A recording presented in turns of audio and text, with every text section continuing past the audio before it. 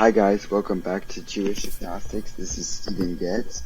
We're returning. This is not an episode, but rather a preview for our future interview with Mukhtar. And basically, Oz, do you want to explain what he's going to do for us today? Thank you so much for joining us, by the way. Oz, Is basically Mukhtar is doing us the pleasure of explaining Islam and its tenets in a way so that in a future interview we'll be able to structure better questions, or rather you guys will be able to from this information structure good questions to ask for that interview. Yeah, so Mukhtar is currently a freshman at the Wharton School studying finance. And we had spoken earlier. I had met him as I was visiting Penn, and I'd kind of seen him out at the Quran Club, correct me if I'm wrong, or he was handing out Qurans, and then I just had conversed with him, and I was really interested in what he had to say. So we spoke further, especially given that the majority of information you see on our channel is Jewish. We wanted to diversify, and that's truly what spirituality is about, learning about all spiritual cultures. So, Mukhtar, all yours. Yeah, thank you. So, as Stephen said, I'm a freshman at the Wharton School at Penn. I'm a board member of the Muslim Students Association at Penn, which was sort of how we met. I was sort of conversing with people more about what Islam is, and I really wanted to use this opportunity to talk to people and spread the message. So, in Islam, there are 5 pillars: prayer, fasting, pilgrimage or Hajj, and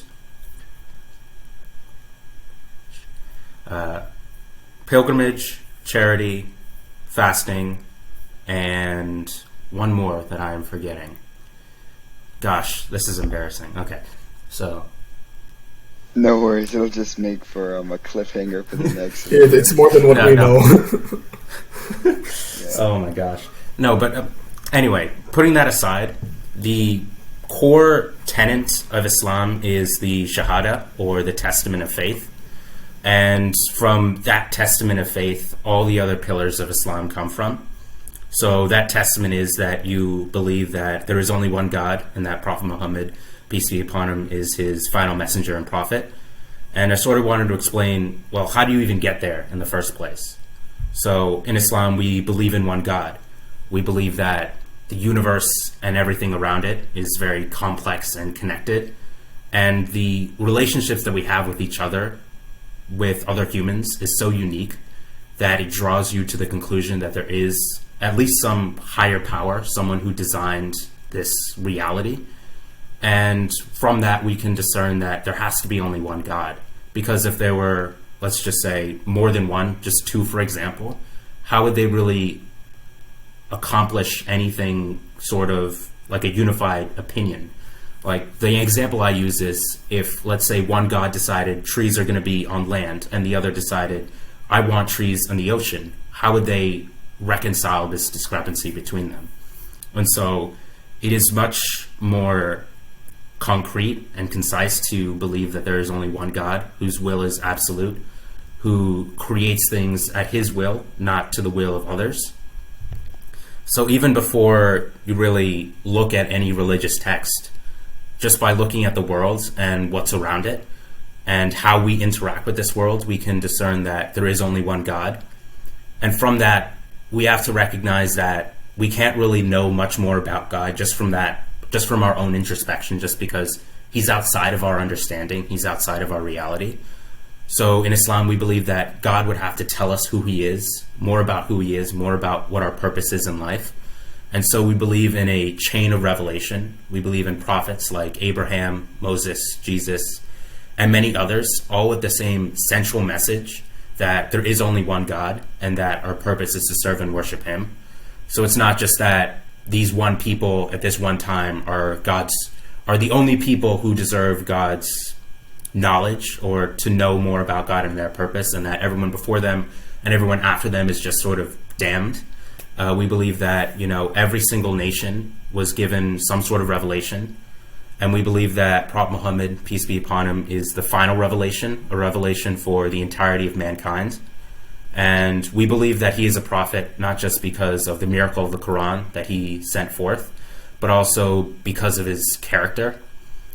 Two incidents really struck out to me are that one, when he originally was preaching in Mecca at the time, the chiefs around him didn't really like the message that he was saying, that this society that we're in, where people are burying daughters alive, where people are having such public indecency, worshiping idols, that's wrong. They didn't like that. So they decided to bribe him, in a sense. They came up to him and said, hey, if you stop spreading the message of Islam, we're going to give you all the money that you want, all the women that you want, all the power. We'll make you a chief. They didn't even care that he was a Muslim. They just didn't want him to spread the message. So he could have very well have stayed a Muslim and just stayed in isolation and had everything that he wanted in the world. But instead he said no. If he were truly doing it out of some worldly gain, that would have been his golden ticket to get anything he wanted. Like, this was in the early 600s. So like really wasn't much that someone could have wanted in that world, and they were offering it to him, but he didn't take it. And the second incident that rings out to me is after years and years of persecution. So this is after the bribe, after they started slandering him, trying to kill him, trying to mock him. When he's forced to flee Mecca, the crazy thing is that the very people that were trying to kill him still kept some of their most prized possessions with him. So they knew he was so trustworthy that they trusted him with their possessions. Like, if I trusted you with my prized watch or some of my gold, but I'm still trying to kill you, that isn't just an indication of how much I value your character, but it also shows that even though I hate you so much, I still trust you enough that you're going to keep my possessions. And the Prophet, peace be upon him, like, he could have taken that opportunity. There was no worldly reason for him to be like, I'm going to keep this on my person while you're trying to kill me. Or I'm just not, like, he didn't even try to blackmail them. He didn't try to take the money with him. He didn't try to destroy their possessions. He sent his son-in-law to go and return the possessions that they kept with him. So even while they were still trying to kill him, so much that he had to leave, and even while his son-in-law was in such danger, he had the character to still decide that this isn't mine and I'm still going to return it. And then with the Quran, in Islam, we believe that it's the literal words of God, that it's been preserved in such a way that the Quran recited 1400 years ago is the same Quran that I recite in my prayer, that someone in Afghanistan, in Bangladesh, in South Africa still recites. And there's this consistency and preservation of the Quran that is unlike any other religion. Wow, yeah. I think, like, Yeah, it's a very concise explanation, not only with examples, but also, you started with the foundation and then you built up on, really that argument towards Islam, which I think was great. yeah, and I think like that story about, like, kind of putting religion over any material or like kind of just simply like sensible pleasures, just like spiting your enemies or just keeping gifts or taking that gold or women or whatever else was offered in such like an almost unsophisticated time period where there was so much to enjoy that was merely material, that he still chose to remain spiritual. Shows a lot about the religion, and I'm looking forward, and we are looking forward to learning more We are. on Friday. Yeah, do you have any finishing thoughts? Me? Yeah. I mean, I'm excited as well, I've only recently started, talking about Islam in this way.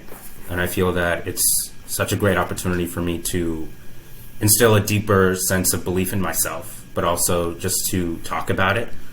Like, if I truly believe that this is the religion of truth, and I really want to share that message with other people. Obviously, I don't, like, when we met at the booth at Penn, where I was handing out Qurans, like, I honestly don't believe that someone can just convert to Islam just when I'm talking to them or just within one conversation. I really want to ensure that people at least start asking questions, like this is why I love that you reached out to me, that you're asking questions about, well, how do we know there is a God? Like, what is our purpose in life? And I mean, through questions, you reach the truth. it goes with anything. It goes especially for questions about religion. But yeah, so I think it's a great thing that you're doing, like being on here and being willing to open yourself to these questions. Yeah. Oz, do you want to close us off the episode, I guess? Preview? With that in mind, make sure to tune in soon for our full-length discussion and interview of Mukhtar about Islam. And with that in mind, feel free to email any questions that you might have regarding Islam to Stephen Getz, and we'll make sure to ask them on that day. Yeah, like, comment, and subscribe.